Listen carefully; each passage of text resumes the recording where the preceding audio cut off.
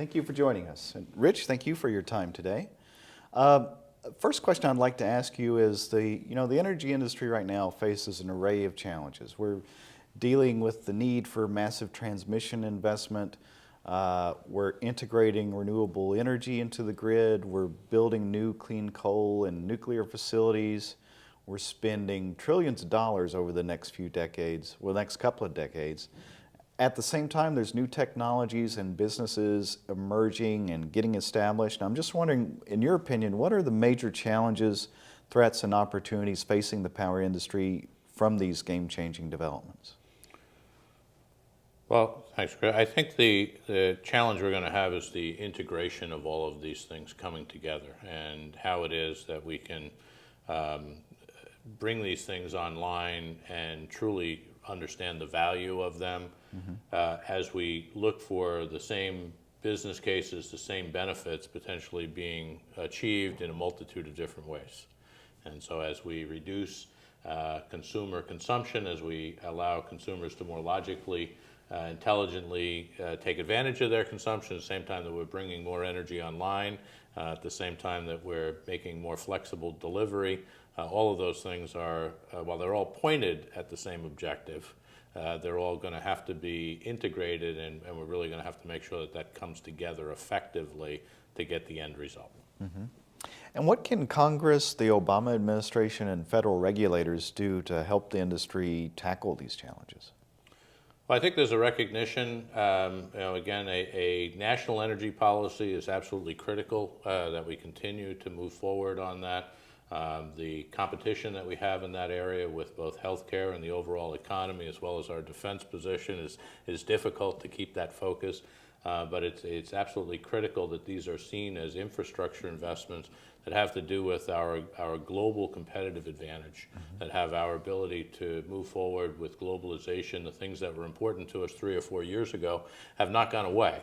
They've been quiet because of our current economic, but if we're optimistic that we're going to come out of this position, as I believe that we are, we need to be ready to move quickly. And as we look at the initiatives in China and Europe and around the world, beginning to go for those same resources as we have, if we don't have a unified national energy policy that is able to be implemented across all of the states, that's probably the single biggest issue.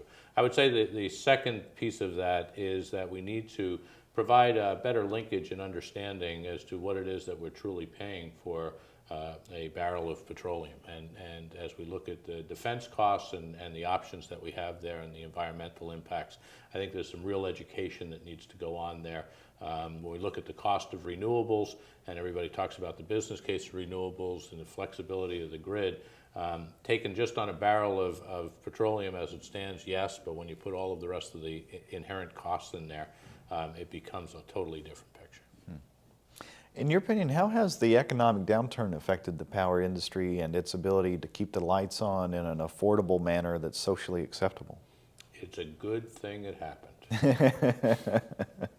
And I think that one of the things that we all miss right now is that the urgency that we need to feel about what it is that we have to get done here is missed.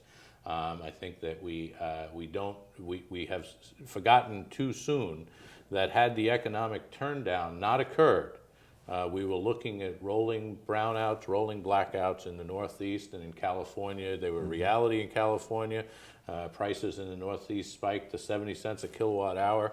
If we had not had this situation, we would have been in a world of hurt. And if we don't seize the opportunity to make this happen in an effective, urgent way, then we're going to be caught short when we come out the other side of this.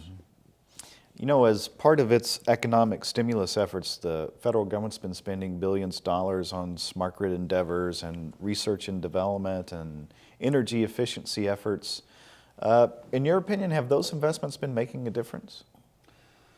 I think that they have been helping in some regards to accelerate the programs that we already have in place. We've seen, Itron in particular, has seen the acceleration of some of the deployments that we had. From a shovel-ready perspective, projects in Texas and Michigan, I think they have helped some of those. I think that they have also helped to move forward the dialogue between utilities and regulators. There was a tremendous discussion that had to happen at the 11th hour as to whether or not the matching funds would occur. And it'll be interesting to see how that unfolds for those people who didn't get the stimulus money.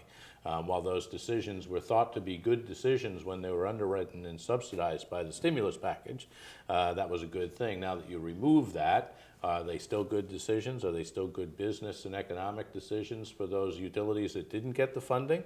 And now how do we look at moving forward in a slower, in a different sort of way towards what was a good decision then?